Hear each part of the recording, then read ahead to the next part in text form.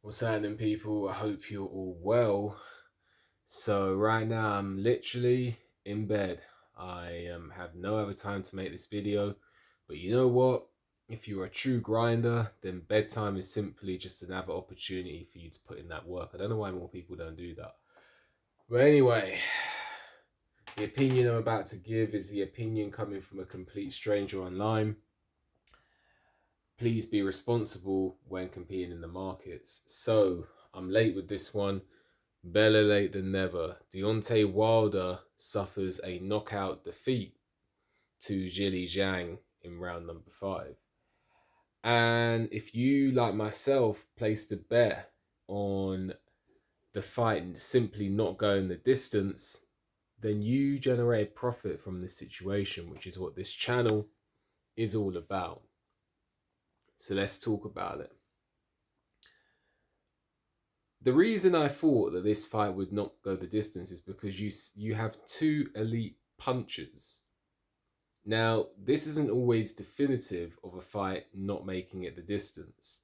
However, what made it definitive for me in my mind for it not to go the distance is because both of them, while being elite punchers, both of them are also flawed. You see, what makes excitement a lot of the time in life is the flaws. If everyone was perfect, it would be pretty boring. But when flaws and mistakes enter the play, this is where entertainment arises, which is why we like drama TV. Now, a lot of these people on drama TV, reality TV shows like Big Brother and other shows like that, you look at those characters and you think to yourself, these people are really stupid, but I'm still watching it. Why? Because they entertain you. Are you not entertained? Deontay Wilder versus Zhang, two elite punchers, two flawed fighters. Are you not entertained? Are you not entertained? So when I was looking at the tail of the tape here, and I see Deontay Wilder as an extremely flawed fire, but a fire that can pull it out of the bag with one punch. And I look at Zhang, technically proficient, yes. Technically proficient, yes. But also flawed in the department of stamina. And I thought to myself, there's no way this fight's making it to the final bell. No way. Zhang 41, Deontay Wilder 38, two flawed fighters, two elite punchers. There's no way this fight is going to see it to the final bell. Which is why I didn't even bother to build a portfolio outside of this. I outright placed a bet on this fight not making it the distance. And that is why I was confident. I sat back with a glass of wine. Well, I don't drink wine, but you get the picture. I sat back, relaxed, didn't care who was going to win, because I knew when that knockout came, there was my money. And this is what you need to understand as gamblers. As gamblers, we don't care who wins. As gamblers, we're not emotionally involved in the situation. We are simply placing a bet on an outcome. And so let's talk about the fact that Deontay Wilder, he has never had the best chin to begin with. Deontay Wilder has a iron heart, but he does not have an iron jaw. Deontay Wilder floored by Dustin Nichols in a club fight. Then he goes on to be floored against Harold Skonius, and because he was being built up at the time, that fight had to get deleted off YouTube. Go and type in Deontay Wilder versus Harold Skonius. You won't see anything. You won't see anything. You will see a picture, but you will not see the footage because they were trying to build Deontay Wilder at the time.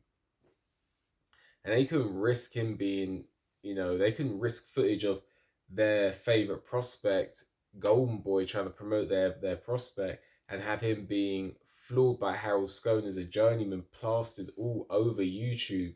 They couldn't afford that. So there was definitely some, some specialist work going on to make sure that video got erased from the history books. But anything you try and paper over, any cracks you try and paper over, eventually are going to reveal themselves. And this is the case with Deontay Wilder when he fought Tyson Fury. The cracks started to come. You know, he's getting hurt, he's getting dropped. And then against Zhilei Zhang, the hardest puncher he's ever fought as a pro, he's getting dropped.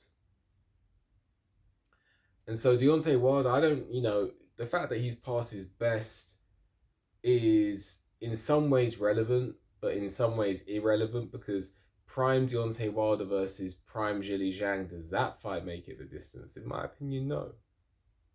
So when you put these two fights together, the only bet that I saw that made sense was this fight not making a distance.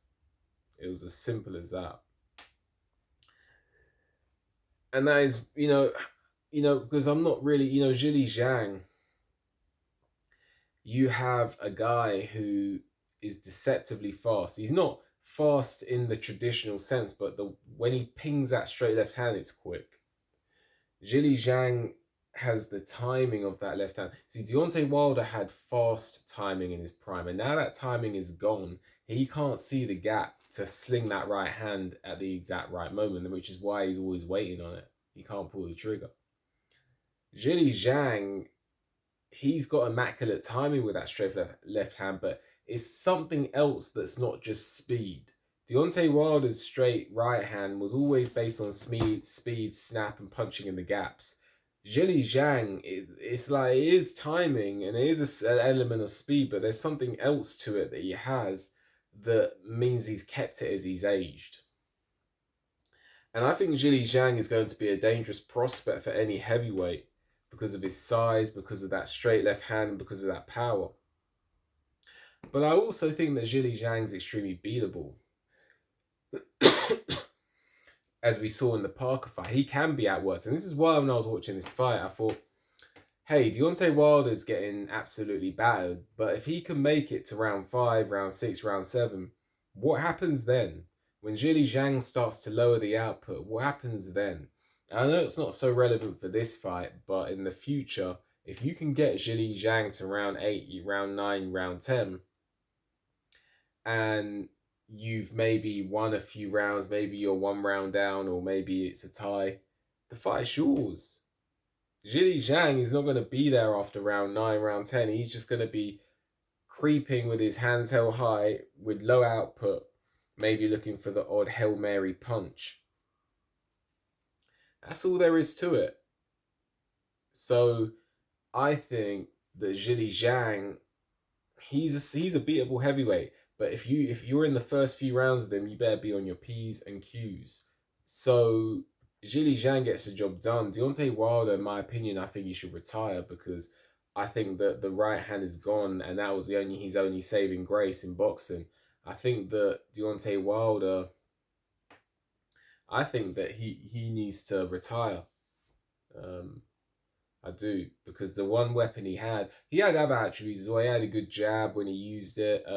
Awkward to hit if you're smaller than him, but it's not going to get any better for Deontay Wilder, and I think he should retire. But with regards to returning to the point, when you see two elite punchers who are flawed, oftentimes these fights will not go the distance. And as gamblers, we need to look at gaps to exploit the market, and that is what came off here. Anyway, if you make sure you like the video, subscribe to the channel, leave a comment, hit the notification bell to get a notification when I make a new video. If you appreciate my work and want to leave a donation, then there's a link for that in the description. With that, enjoy the rest of your day. I'm going to sleep, and I'll see you on the next one.